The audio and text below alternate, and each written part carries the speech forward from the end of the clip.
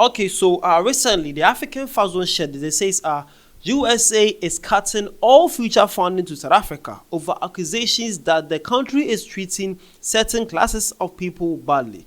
This comes after President Cyril Ramaphosa signed the expropriation bill. South Africa says the act is not a confiscation instrument but a constitutional mandated illegal process. All right, so this African time, the name is Without Say. Well, we all actually have been noticing that there's been a drift between South Africa and then Donald Trump and his party, Elon Musk. I wouldn't say US against South Africa though. It's some kind of different thing. Well, we have actually been seeing South African President Ramaphosa saying this issue is actually misinformation. Like the US actually don't understand what is happening, but they are taking sides. We all know Elon Musk being a native or once a native in South Africa is actually being part of this whole push that is happening between SA and then USA. Well, now let's see some key point here. They are saying that South Africa says the act is not a confiscation instrument but a constitutionally mandated legal process. The question is, how does a constitutional legal process by an independent country like South Africa have to issue or have to explain themselves to another different republic country like the USA based on what they are actually doing from their constitution? That is what I don't understand here. Why are they to explain themselves to USA? Are South Africa not independently enough? What is actually happening? This and more we are going to discuss. And then we are also going to actually notice what is actually happening between South Africa and what is all this expropriation. What is the name again? Expropriation bill concerning land issues in South Africa that is also making mayhem, causing South Africa to be trending for the past 3 weeks. SA have been in the news for the past 3 weeks. Not easy. Back to back to back to back. I don't even know how common South Africans are actually feeling right now, or citizens of South Africa are feeling, because every day you have to defend your country on social media. From I don't know, only God knows why. Well, let's actually dive inside and see what's happening. So X actually has an AI called Grook. Okay, so let's actually see what Elon Musk's page actually see this issue that's happening. Okay, let's see the perspective for their side. Well, it says the US accusation stems from South Africa's adoption of Expropriation Act, which facilitates land expropriation to address racial disparities in land ownership, a policy criticized by some as potentially discriminatory. It also says Donald Trump's statement was influenced by lobbying from AfriForum, a group advocating for white Afrikaans speakers who argue that the land reform policies in South Africa protect apartheid-era land ownership. It also says Trump's past comment on alleged large-scale killings of white farmers and land seizures in South Africa, though unsubstantiated, have contributed to narrative supporting U.S. concerns. Alright, it says Elon Musk's public criticisms of South African land policies as openly racist has added to the international debate suggesting perceived unfair treatment based on race. So to the last point here, it says historically, context includes the legacy of apartheid, where land ownership remains disproportionately white, fueling U.S. concerns over the fairness and implication of South Africa's land reform efforts. Okay.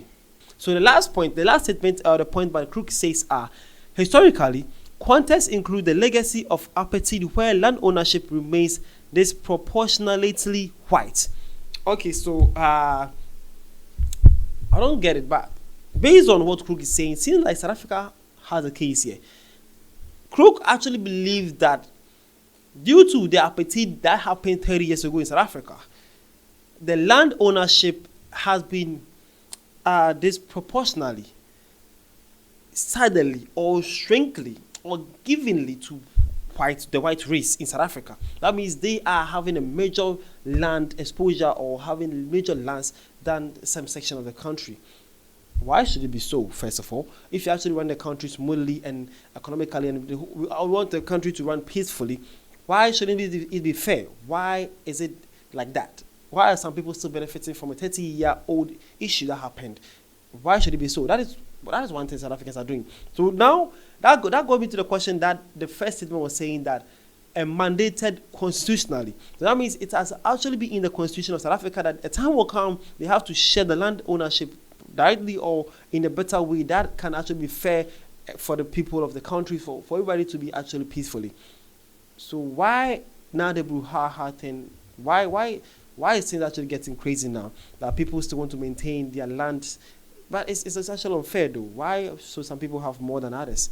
Why should it be so? Did they buy it? They own it? How did they even got so much of land like that? These are some questions that we actually need to answer and actually ask to understand the point where South Africa is actually coming from. Okay, now I'm actually understanding some things here. Hope you're also doing so. Now, let's actually dive inside to see the context of the Expropriation Act details by Crook. Again, let's actually see what is actually happening or what is inside the expropriation bill that is actually causing this whole mayhem in the social media between USA, Afrikaans, or the Afrikaners, and then the South African people too. Or should I say, the Africans are South African people, but to the other race of South African people. I won't actually minimize it to the blacks because it actually doesn't make a lot of sense though. But let's actually make it like that, okay? Well, let's see. So it says purpose and context. So purpose.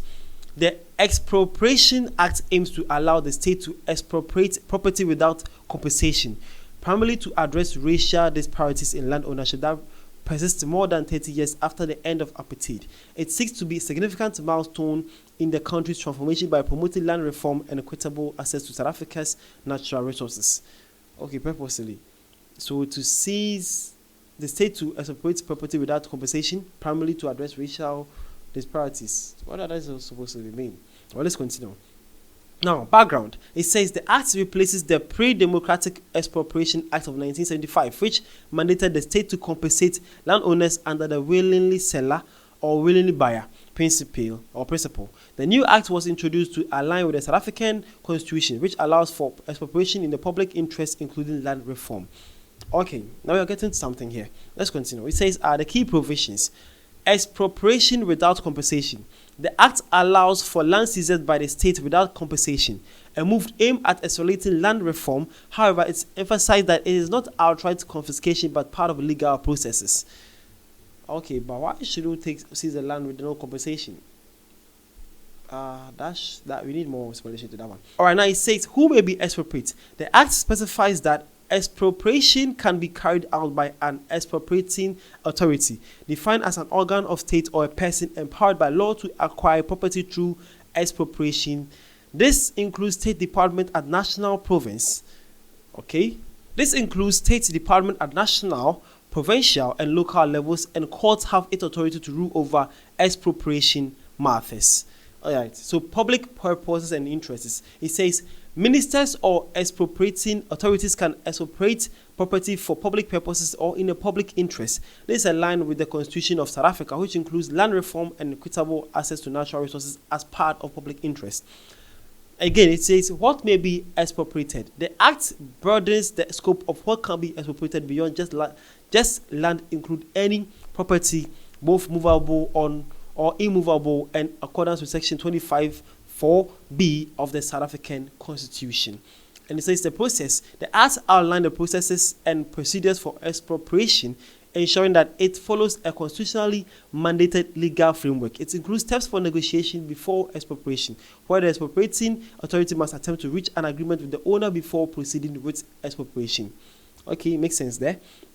Now, agent expropriation. It says there's a provision for agent expropriation where property can be used temporarily by the state if urgently required, not exceeding 12 months under specific conditions.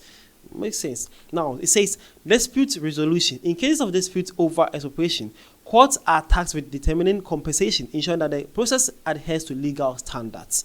All right, so now this is something simple that we have to actually notice and also know what is actually happening in the expropriation bill that South Africa is actually saying. Well, based on what I've read, it has its flaws here, but it's actually legal process, and it also says it gives the expropriate or the person whose land is about to be seized by the government a chance to actually seek legal activities that the country can seize it though, but it can be a legal process, and the person can be compensated in that times, or can be used partially for about a year of 12-month period, or can be seized permanently if the country needs it in the interest of the country. So it's actually constitutional.